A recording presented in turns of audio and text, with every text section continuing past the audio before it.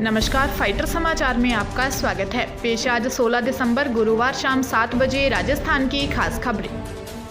हनुमानगढ़ जिले में बढ़ता नशा कितना खतरनाक रूप ले चुका है, इसका उदाहरण नौहर तहसील के गांव फेफाना में हुई घटना से समझा जा सकता है। मां बाप का कसूर बस इतना सा था कि वे अपने 16 वर्षीय पुत्र का नशा छुड़वाना चाहते थे। नशे के आदी बेटे को यह बात बिल्कुल नहीं जची और उसने कुल्हाड़ी से मां बाप और भाई को काट डाला। इससे माता पिता की तो मौत हो गई, जबकि बाल अपचारी का 14 वर्षीय छोटा भाई गंभीर रूप से घायल हो गया। सूचना पर पहुंची पुलिस ने मौका मुआयना किया और शवों को अस्पताल की मोर्चरी में रखवाया है। पुलिस ने बाल अपचारी को निरुद्ध कर लिया है। पुलिस ने बताया कि फेफाना के 4 KNN निवासी पति पत्नी अपने 14 वर्षीय पुत्र के साथ घर के कमरे में सो रहे थे। उनके 16 वर्षीय नाबालिग पुत्र ने सभी पर कुल्हाड़ी से ताबड़तोड़ वार शुरू कर दिए। इससे पति पत्नी की मौके पर ही मौत हो गई। छोटे भाई को सिरसा के अस्पताल में भर्ती करवाया है। पुलिस मामले की जांच कर रही है। जयपुर भ्रष्टाचार निरोधक ब्यूरो की टीम ने नारकोटिक्स डिपार्टमेंट के इंस्पेक्टर को 2 लाख रुपए की रिश्वत लेते हुए गिरफ्तार किया है। इंस्पेक्टर ने एक मामले में पीड़ित को आरोपी नहीं बनाने की एवज में 5 लाख रुपए रिश्वत मांगे थे।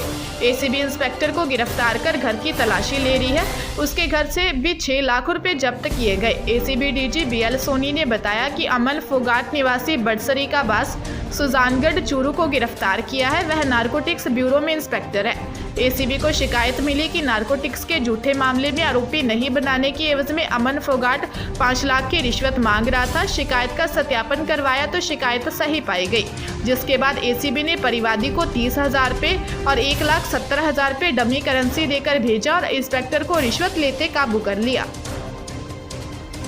जयपुर जिले के प्रतापनगर थाना क्षेत्र में 5वीं मंजिल से गिरे युवक की मौत के मामले में चौंकाने वाला खुलासा हुआ है। जांच में सामने आया कि पति से बचाने के लिए पत्नी ने अपने प्रेमी को बालकनी पर लगी रेलिंग के पास छिपा दिया था। प्रेमी कई देर तक बालकनी की रेलिंग पकड़े लटकता रहा। उसे बचाने के लिए प्रेमिका ने हाथ भी पकड़ा रखा था। कुछ देर बाद उसका हाथ छूट गया और मोहसिन नीचे गिर गया। हादसे के बाद कई देर तक वह अपार्टमेंट में पड़ा तड़पता रहा। इसके बाद उसे अस्पताल ले जाया गया, जहां उसकी मौत हो गई। पुलिस ने बताया कि उत्तर प्रदेश के कन्नौज निवासी आजम उर्फ मोहसिन 2 साल पहले नैनीताल से 35 वर्षीय विवाहिता को उसकी बेटी के साथ भगाकर जयपुर ले आया था। सोमवार को अचानक प्रेमिका का पति उसे ढूंढते हुए फ्लैट पर आ गया। पति दरवाजा खोलने और पुलिस बुलाने की धमकी देने लगा। पुलिस की धमकी से विवाहिता और मोहसिन डर गए। आयशा ने मोहसिन को बालकनी के पास लगी रेलिंग के पास छिपा दिया था। पुलिस मामले की जाँच कर रही है। राजस्थान की गहलोत सरकार 3 साल पूरे होने पर करीब 14,000 करोड़ रुपए की लागत के 3,700 विकास कार्य करवाने जा रही है। 18 और 19 दिसंबर को प्रोग्राम होंगे। राज्य मंत्रिपरिषद की हुई बैठक में सरकार ने फैसला लिया है कि वर्षगांठ के प्रोग्राम सादगी से किए जाएंगे। मुख्यमंत्री गहलोत इस मौके पर कई विभागों से संबंधित योजना और कार्यक्रमों की शुरुआत करेंगे। इन कार्यक्रमों में मंत्रिपरिषद के सदस्यों, सांसदों, विधायकों, पंचायती राज और नगरीय निकायों के जनप्रतिनिधियों, अधिकारी, कर्मचारियों के साथ आम जनता भी जुड़ सकेगी। कार्यक्रमों का सोशल मीडिया प्लेटफॉर्म्स पर लाइव टेलीकास्ट होगा। गहलोत 18 दिसंबर को सुबह 11 बजे जवाहर कला केंद्र में राज्य सरकार की 3 साल की उपलब्धियों पर आधारित 4 दिन चलने वाली एग्जीबिशन आपका विश्वास हमारा प्रयास का उद्घाटन करेंगे। पाली जिले के बाली थाना क्षेत्र में मंदबुद्धि आदिवासी बालिका से दुष्कर्म का मामला सामने आया है।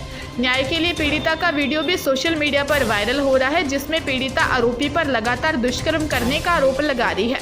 दुष्कर्म के बाद आदिवासी बालिका गर्भवती भी हो गई, लेकिन 2 माह बाद भी आरोपी की गिरफ्तारी नहीं हुई। आरोपी किसी रसूखदार का बेटा बताया जा रहा है। पुलिस मामले की जाँच कर रही है। हालांकि फाइटर वायरल वीडियो की पुष्टि नहीं करता है। प्रदेश के सरकारी विभागों में काम करने वाले संविदा कर्मचारियों की भर्ती से लेकर उनकी सर्विस तक के लिए गहलोत सरकार अलग से नियम बनाएगी। कैबिनेट ने Rajasthan contractual appointment to civil posts rules 2021 को मंजूरी दे दी है। इन नियमों के बनने के बाद सरकारी विभागों में संविदा पर काम करने वाले कर्मचारियों की नियुक्ति और सेवा शर्तें तय की जाएंगी। पहले से काम कर रहे संविदा कर्मियों का वेतन बढ़ने का रास्ता साफ हो जाएगा।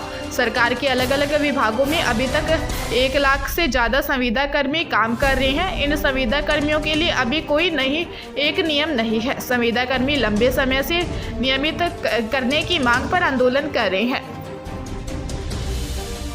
आधा दिसंबर बीत चुका है, लेकिन राजस्थान में अब तक सर्दी ने जोर नहीं पकड़ा है।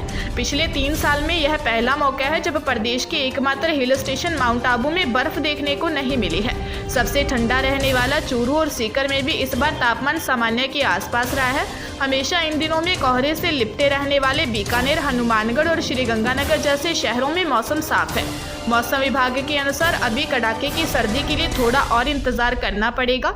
अनुमान है कि 18 से 20 दिसंबर के बाद मौसम सर्द हो सकता है। कुछ स्थानों पर बर्फ जम सकती है।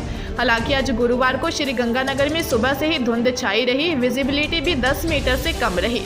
वाहन भी सड़क पर रेंगते नजर आए। हालांकि जयपुर में पिछले 10 साल में सबसे सर्द रात 30 दिसंबर 2019 की थी। झालावाड़ जिले के मनोहर थाना क्षेत्र के गुराडी गांव में 25 वर्षीय महिला की मौत होने की जानकारी सामने आई है। परिजनों ने मामले में गंभीर आरोप लगाए हैं। परिजनों का आरोप है कि नसबंदी गलत होने की वजह से महिला की मौत हुई है। पुलिस ने बताया कि महिला की मनोहर थाना स्वास्थ्य केंद्र में रविवार को नसबंदी हुई थी। महिला की हालत ज्यादा खराब होने पर रेफर किया गया था। महिला की जिला स्वास्थ्य केंद्र में इलाज के दौरान मौत हो गई। महिला की मौत से 3 बच्चों के सिर से मां का साया उठ गया। पुलिस मामले की जांच कर रही है। कोटा जिले में पत्नी को छोड़कर जाने के बाद एक युवक इतना तनाव में आ गया कि उसने जहर खाकर आत्महत्या कर ली। पुलिस ने शव का पोस्टमार्टम करवाकर शव रिश्तेदारों के सुपुर्द कर दिया।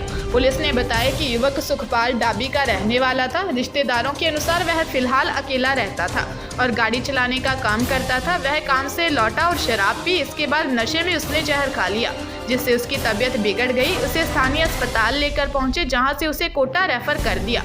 इलाज के दौरान उसकी मौत हो गई। पुलिस मामले की जांच में जुट गई है। राजधानी जयपुर में अब शराब उपभोक्ताओं से ज्यादा रेट नहीं वसूल सकेंगे। शराब दुकान संचालकों पर सख्ती करते हुए आबकारी विभाग ने 31 दिसंबर तक पॉस मशीन लगाने की अनिवार्यता कर दी है। बिना बिल दिए मदिरा उत्पादों की बिक्री नहीं कर सकेंगे। जिला आबकारी अधिकारी मातादीन मीना ने जयपुर शहर के सभी 7 सर्किल के निरीक्षकों को जल्द से जल्द शराब दुकानों पर पॉस मशीन लगाने के निर्देश दिए हैं। आपको बता दें कि जयपुर शहर में कुल 404 शराब दुकानें हैं। इनमें से करीब 370 दुकानें वर्तमान में संचालित हो रही हैं। इनमें से 235 दुकानों पर अब तक पॉस मशीनें लगाई जा चुकी हैं, लेकिन इनमें से भी ज़्यादातर दुकान संचालक शराब उत्पादों का बिल नहीं दे रहे हैं। इसे रोकने के लिए मातादीन मीना ने सख्ती करने के लिए कहा है। मीना ने बताया कि 1 जनवरी से शराब उपभोक्ताओं को प्रत्येक उत्पाद का बिल मिलेगा। ताजा तरीन खबरों के लिए फाइटर न्यूज को सब्सक्राइब करें और बेल आइकन को प्रेस करें ताकि नई न्यूज अपडेट होते ही आपके फोन की घंटी बज जाए। Once again